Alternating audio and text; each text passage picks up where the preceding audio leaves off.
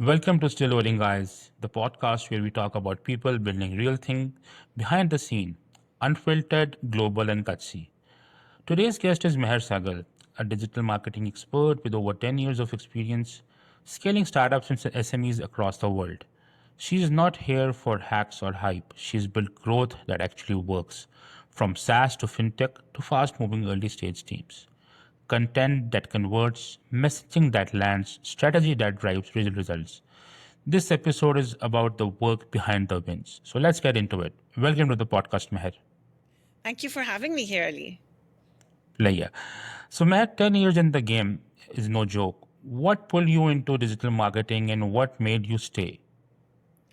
So uh, I wasn't always a digital marketer. My entry into the digital marketing field was totally unplanned. I actually started my career in HR and did a few internships here and there, and then realized that HR was not for me. It was too boring.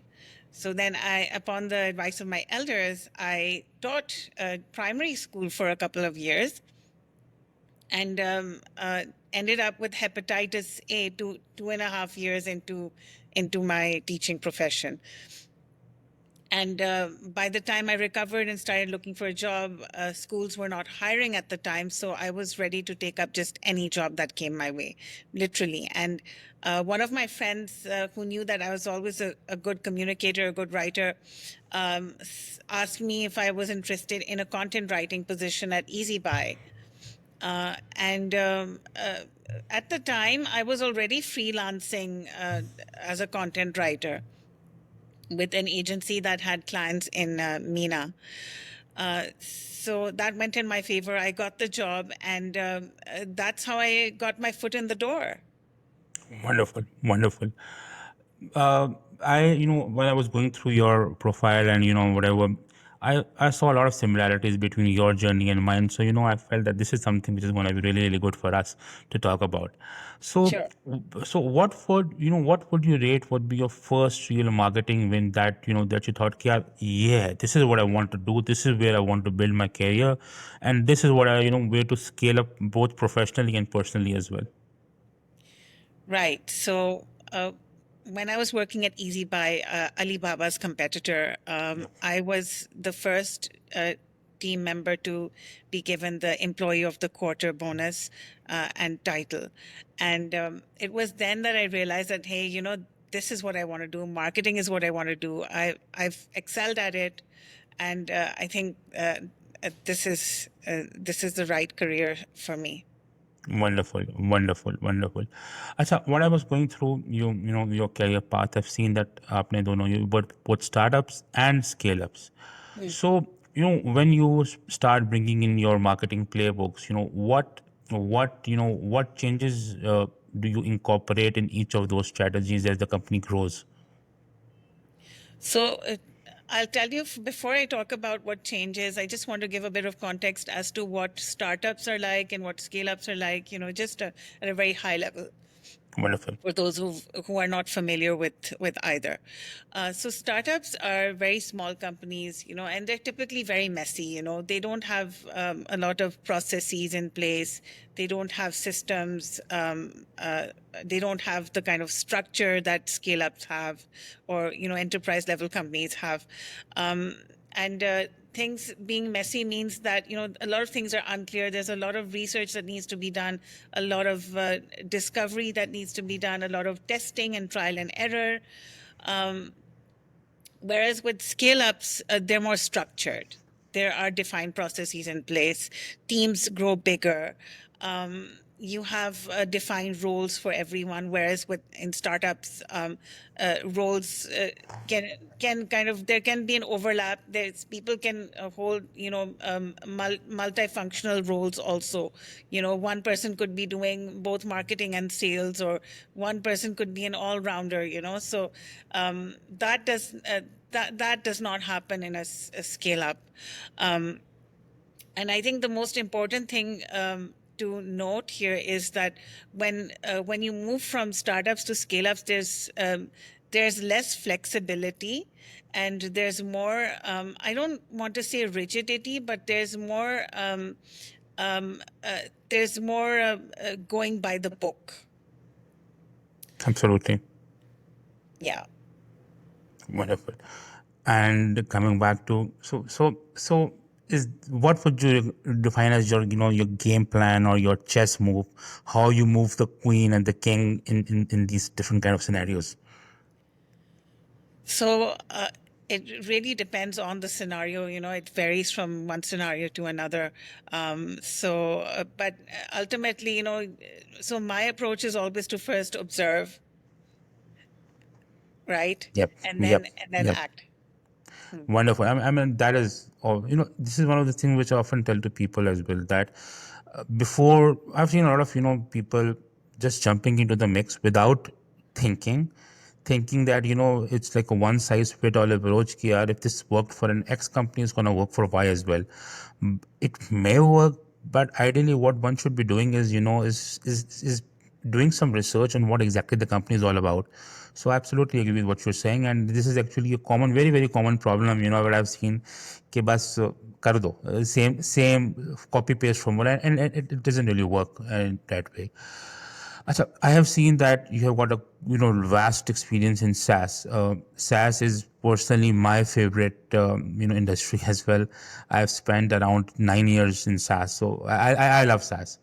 But I would like to come from I would like to learn from your perspective that you've helped SaaS teams hit growth goals really really fast. What was your favorite early stage growth move that works? And I want to ask this from a perspective not just from your own success, but also from what people should learn. Like, because a lot of time people miss the bare basics of what needs to be done to get to those certain XYZ growth indicators. So, what would be your suggestion slash input to this particular thing? Right. So when it comes to SaaS, unlike other businesses, it's very important that no matter which role you're stepping into, you really need to understand the product you're building, understand what it why it's being built, what the features are, what benefits or value propositions the product is stands for, um, and what the pain points of your customers are. And really, you have to understand also how your product works.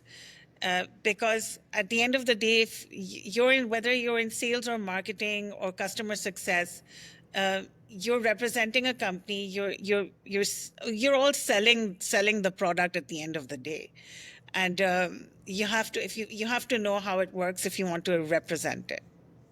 Absolutely. Absolutely. Wonderful. Very well said. Acha, again, mashallah, very vast experience. I've seen, fintech, been there, done that, B2B, been there, done that, SaaS, marketplaces. But, often what happens is people are making a fundamental mistake, either in their content strategy or in their overall holistic marketing plan or the go-to-market plan. So, in your 10 years plus of experience, what would you rate as the maybe the top three mistakes which these all which are common across verticals, both from a content perspective or a go-to-market perspective? So yeah. Right. So the first mistake is to have a weak strategy or no strategy, right? Before you start anything, you need to have a strategy in place, right? It doesn't have to be, a 10-page long playbook type thing. It can just be a one-pager, but you need to have a strategy that's defined. And that strategy then needs to be communicated to all the stakeholders involved, right? You have working groups within the organization who work together on different projects or different initiatives. All of them need to align on that strategy. Roles need to be defined. For specific projects, let's say, or initiatives, not just so defining a role in a job description is one thing, but defining what role one plays in an initiative is another thing. And that is where if a lot of companies kind of fall back, they don't do it. And Yes. because of that, then conflict results. And Yep. that can be very problematic for for the company. And the third mistake is that let's talk about content in this as number three. Probably So the most important thing I'd say. a lot of companies, company founders, the leadership think that content is not important, so they don't pay much attention to it. They don't invest into it. They don't invest time and money. They don't put resources towards it, and that can really hurt your brand image. That can hurt lead generation. It can hurt customer acquisition. Absolutely, absolutely. And I'd like to continue a little bit on the same, topic of content, because what I've seen is that SEO has been a very, very big part of your overall experience. Acha, now everybody is about, okay, why do you have to create content? Go to ChatGPT, go to Whisper, go to Gemini, go to whatever. I, I was having a discussion with some people yesterday, in fact, and I told them that, GPT is great. Like, at times my English gets stuck. I use it to brainstorm ideas. I use it, to maybe help fix my spellings and whatever. But it should not be the holy grail, or that this is gonna do everything from lead gen to customer acquisition to customer satisfaction. So that is something which I've seen with a lot of companies, with a lot, and I want to say companies. People say that you act like a 40-year-old, and I tell them that yes, I am a 40-year-old. So I, for me, this is mostly to do with a lot of Gen Z, coming up. For them, it's like a shortcut approach, but I personally don't really buy it. But I would, from somebody who excels in SEO, I would really want to, pick up on your brain. So what do you think is actually going to help people rank in not just 2025 but beyond 2025 as well, with the new algos coming in, with the new, things coming into the search results and everything else as well? Right, very good question. So I can speak for 2025 because beyond 2025, we don't know what changes are going to happen, in the algorithm, Google's algorithm. So, and there are other search engines, but I'm going to take Google as the example here because it's the most popular one. Um, so to rank, for a website to rank in 2025, there are three very important things. The first thing is the user experience of the website, right? A lot of companies don't invest in good user experience. They'll go ahead and have a website made, but they won't invest in a website that's built properly with the right structure.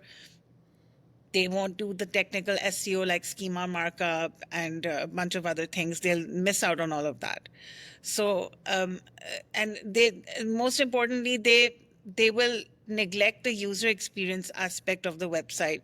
They'll just think, okay, we need a very basic website, but um, it has to be one where um, the user's perspective is given consideration, and you have to think um, about the user's journey, right?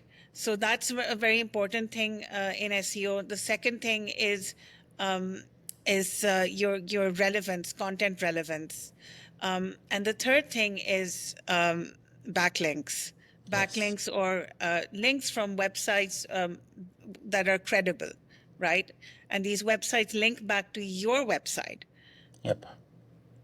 Absolutely. Establishing yourself as a thought leader is probably gonna get more and more important now. And yeah, absolutely, 100%, totally agree with what you're saying and what you're bringing on.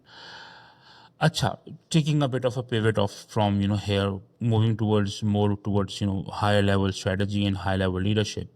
I've seen that you have done both hands-on execution and high level strategy.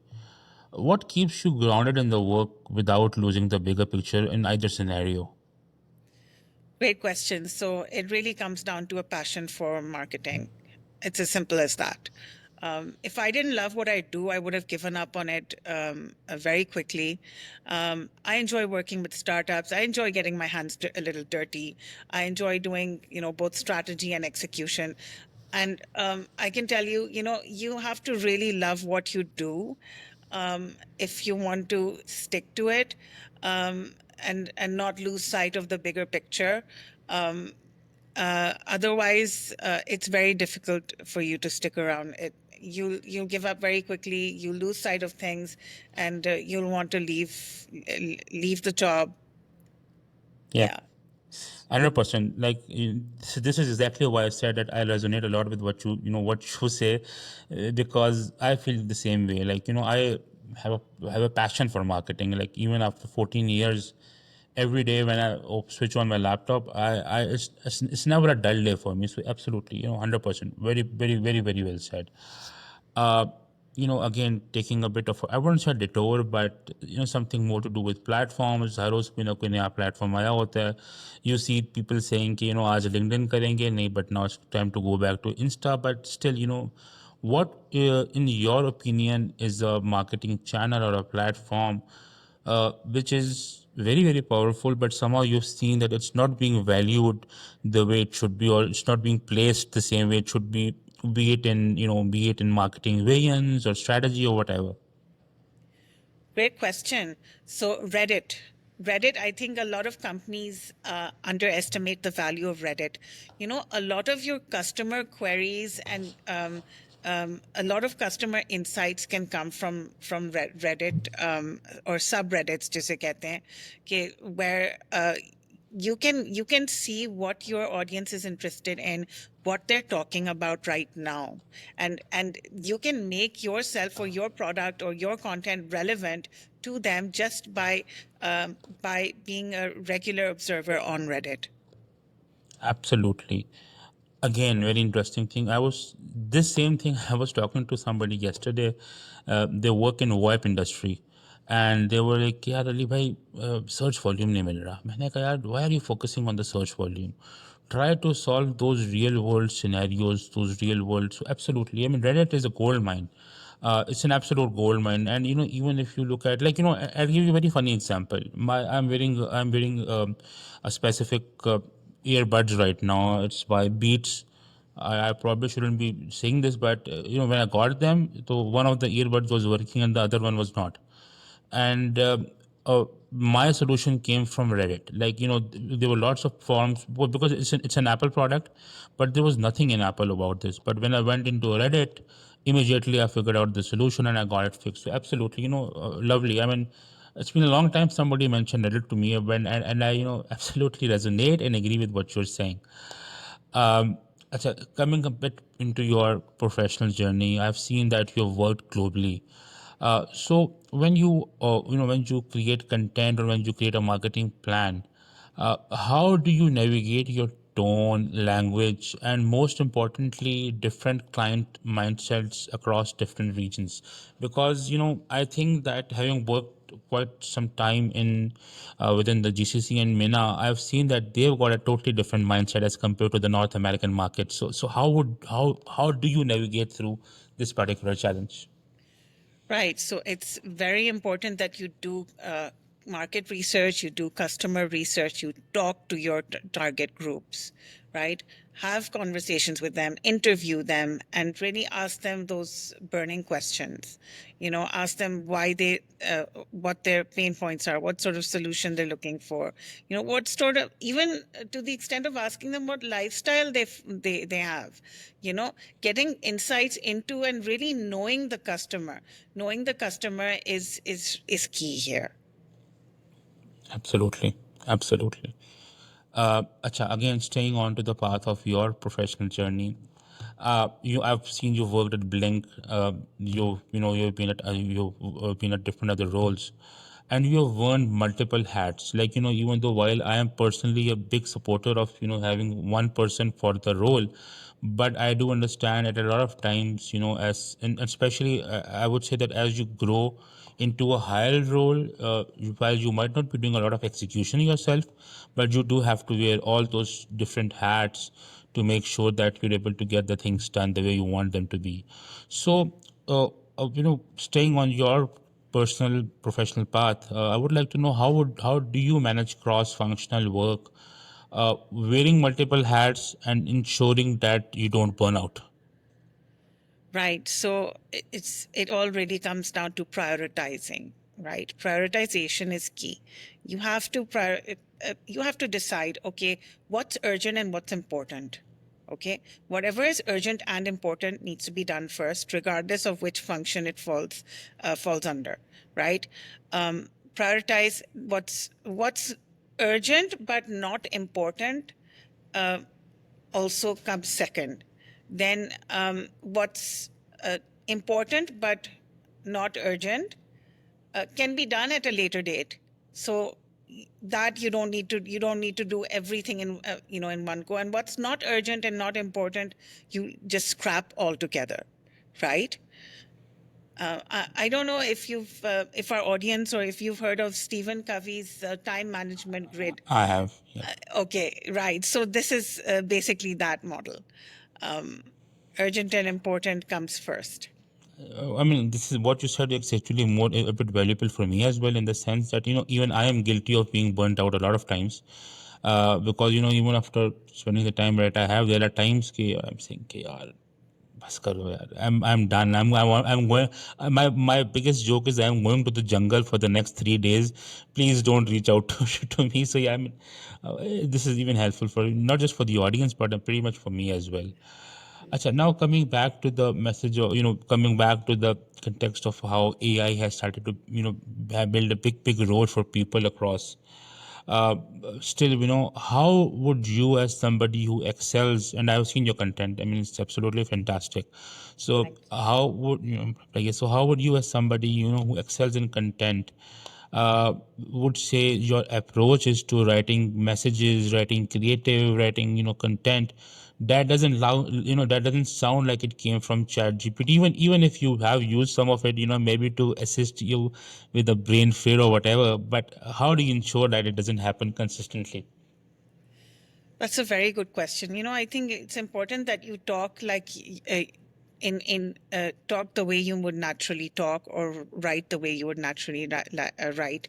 You have to sound or come across as if it is you talking and not chat gpt or not some AI tool. So your the words that you naturally use, very often in your day-to-day communication, day-to-day conversations, those are the kinds of words you want to be using. That's the language that you want to be using. It should be unique to you, or it should be you talking, right? um, and it's okay if let's say you're not if some there are people out there who are not great at speaking one specific language.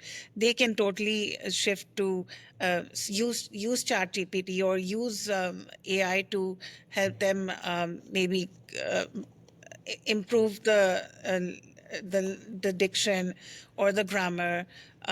But at the end of the day, the uh, raw message needs to come from you. Yes, yes. I'm guilty as charged in the sense that I use ChatGPT quite a lot. But even when I use it, I number one, I don't use it as a copy paste tool. Number two, I have, a lot of time people miss the training part. You have to, I think, train it a little bit in the sense that you want to tell it how you would like to be sounded as, and make sure that it's consistent all across. Like a lot of times, especially with the emergence of LinkedIn influencers, what I've seen is that uh, every other day, like there's a totally different kind of messaging going on, and it screams that I have been chat gpt generated. So I am personally all for using these tools, but at the same time you need to, because as somebody who comes with a tech background, I believe that this AI leaches from our own mindset and from our own brain. So until and unless we don't tell it what we think, it's probably gonna start spewing out a lot of random content. So yeah, I hear you. I absolutely hear you. And staying on the topic of content, I'd love to in fact know about what single piece of content, or maybe an overall ideation, was something that you loved working on, and what made it different from all the others you worked on. Right. So I was working for a content marketing agency called Planet Content back in 2020. And I was assigned um, uh, the task of writing articles for Canva's competitor in the US. It's called Pixelide.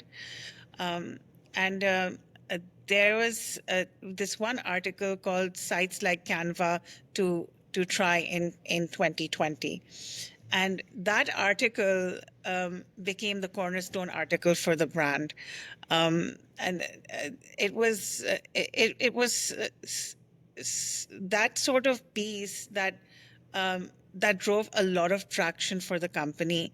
It appeared on the first page of Google. Um, so yeah, Wonderful, yeah. wonderful, wonderful, lovely.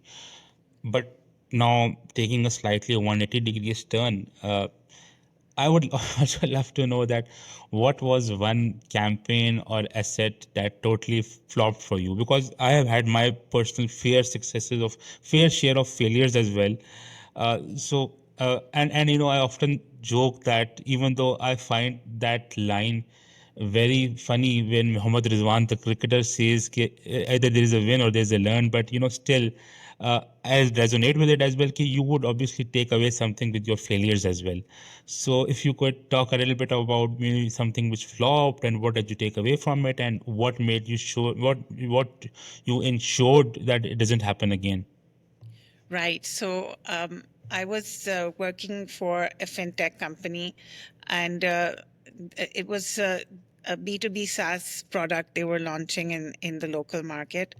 Um, and in spite of spending thousands of dollars on lead generation campaigns, uh, there was zero conversion, sales conversion. And when we sat down to diagnose the problem, we found that it wasn't really so obviously the campaigns failed, but the campaigns failed because the product itself failed. It was an issue of product market fit. So the key takeaway here is to always do your PMF research, make sure that there's a product market fit, do your research, research the market. Um, you need to so that you can hit the ground running.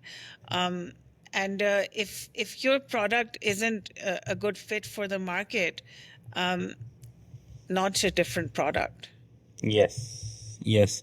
Interestingly, in one of the previous podcasts with Asad, a friend of mine, this is exactly what we were discussing, that test, fail fast, and move on.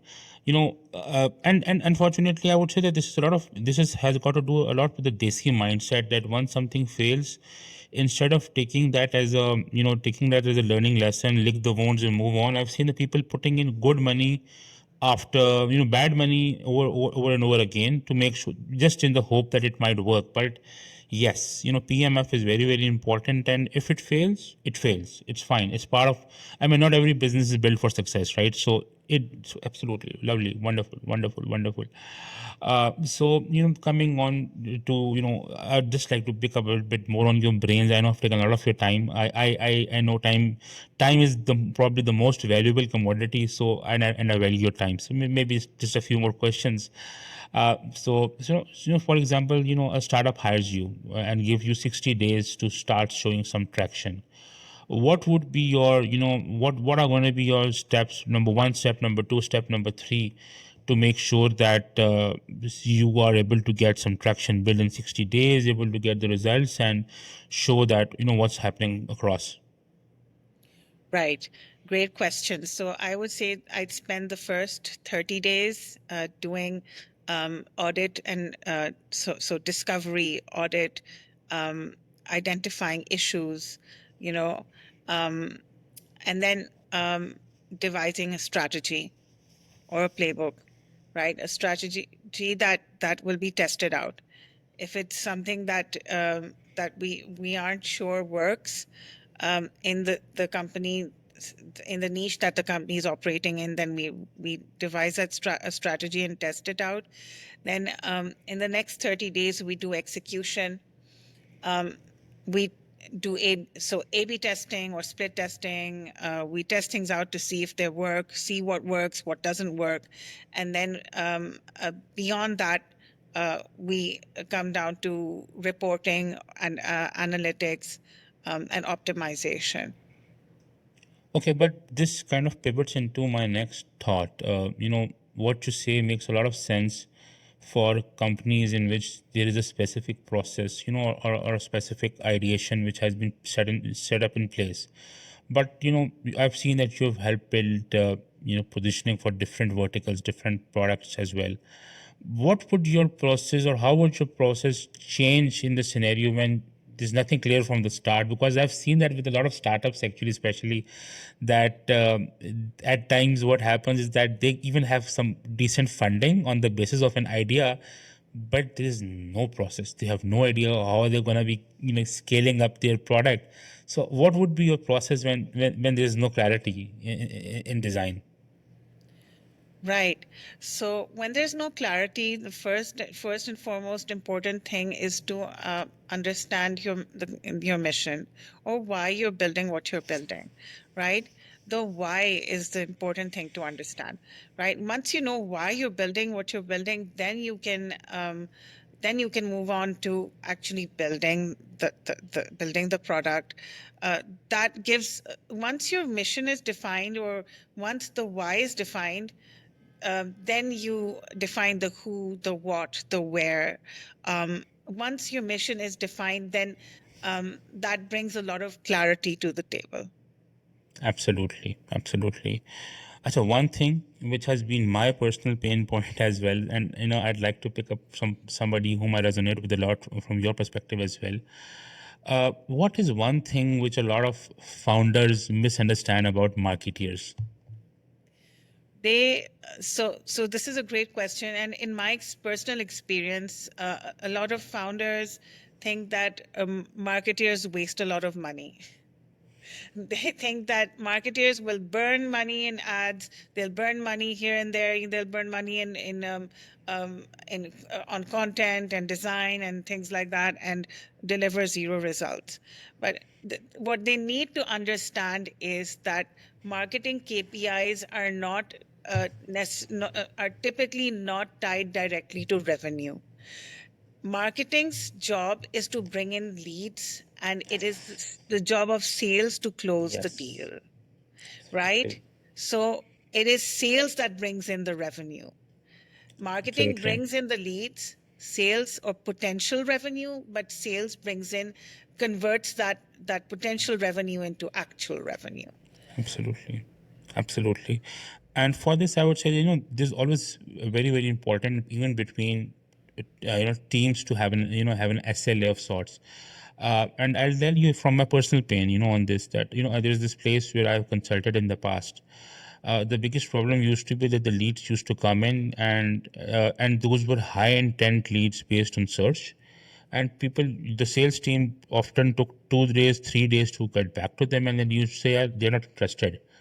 And my biggest pain used to be, कि if these are search based, high intent based leads, then you need to contact these people in the next 15 minutes. Like, when you are searching for a solution, like even when I'm searching for a solution, I'd probably go to 8 different websites. Whoever gets back to me the fastest would have more chances, until and unless, it's an absolute exorbitant price which I have to pay. But absolutely, I think there's always, frankly, I think there's always been a bit of a tussle between sales and marketing as well. And I'm pretty sure if some salesperson listens to this, they would say, "Nahi yaar, these guys are blaming us." But still, I absolutely agree with what you're saying. That marketing is only responsible to bring in those potentials. To convert them, it has to be a sales job. Absolutely. One thing which I have seen becoming very, very big on right now, and full disclosure, I myself am working on it, is personal branding and LinkedIn. So what is your personal take on it? Like, is it too much? How much is too much? How much is too less? What should be like a right? Because you have built a wonderful presence on LinkedIn. That's where I saw you, and I was like, oh my god, I need to talk to this person. So coming from somebody who I would say has pretty much done a fantastic job. So what's your take on how should one be building up on their personal brand, be it on LinkedIn, be it on a portfolio? Because I've seen the website as well, and I love the website, by the way, as well. So yeah, so what would be your take on this? So personal branding really comes down to first of all, positioning yourself as something, right? And positioning yourself as someone unique. You know, it's even if, let's say, there are millions of marketers out there in this world, but how do you position yourself within marketing? For example, I position myself as a marketer for SaaS tech and for startups and scale up startups, and take them from startup to scale up, right? And my focus has mainly been the MENAP region. So um, you do that. Next, you need to define your niche, right? You can't work in every niche possible or every niche out there. Define your niche and become an expert at that. And then define your own brand voice, your personal brand. Define your own brand voice. And that brand voice has to be the way you speak normally in day-to-day life, right? That is your brand voice, basically. It's how you Absolutely. actually speak. um, Absolutely. and it's important that you start uh, making yourself visible on social media. So LinkedIn is a great platform for personal branding.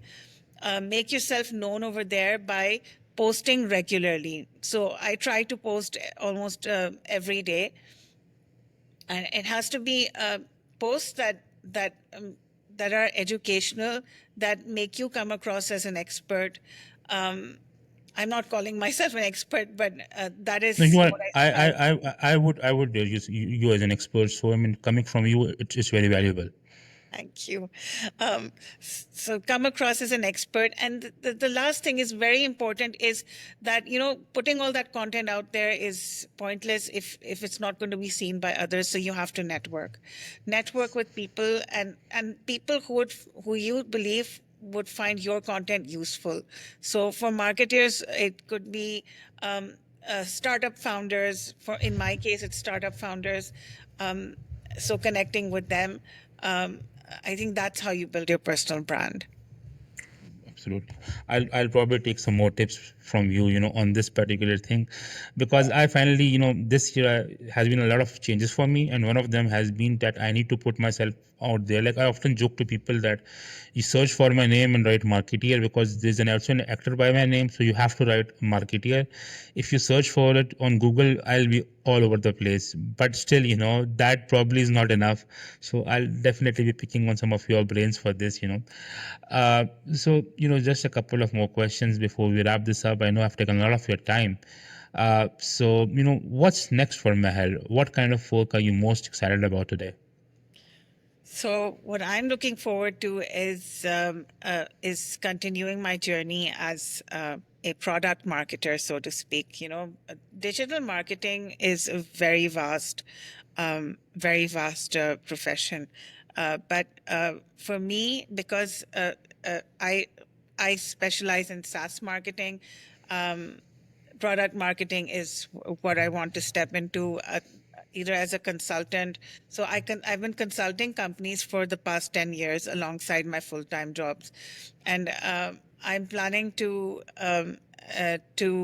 continue that journey, uh, hopefully land a few big clients in MENA.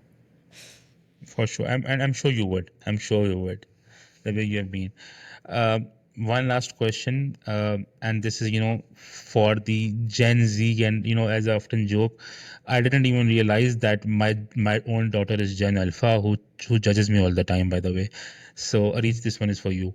So, what would be your advice for marketeers who are starting today, and where should they be focusing? Where should they be putting in their energy? I feel that they think that things are very very easy. Things might be easier than they were in the past, but still I think channeling that energy in the right place is going to be very very important. So what would Meher's advice be? Somebody who has a lot of ammunition to support it, would be for those people who are just starting up today. Right. So my advice is that if you're just stepping into marketing, learn everything there is to learn about marketing, and then decide which area of marketing you want to step into or specialize in. Don't specialize from the start, because you don't know what you're missing out on. That's what I did. And after doing a bit of performance marketing, a bit of marketing analytics, and a bit of this and a bit of that, I realized that, hey, content and branding, that is what I'm best at. Perfect. Thanks a lot for your time, Meher. It was lovely talking to you, and I, myself learned from this. So thanks a lot for your time. So, guys, Meher Sagal builds growth that lasts. No shortcut, no fluff, just strategy and execution that delivers. If you're a founder, marketeer, or a content lead trying to scale the right way, this one was for you. This was still loading, unfiltered, global, gutsy. Till next time, guys.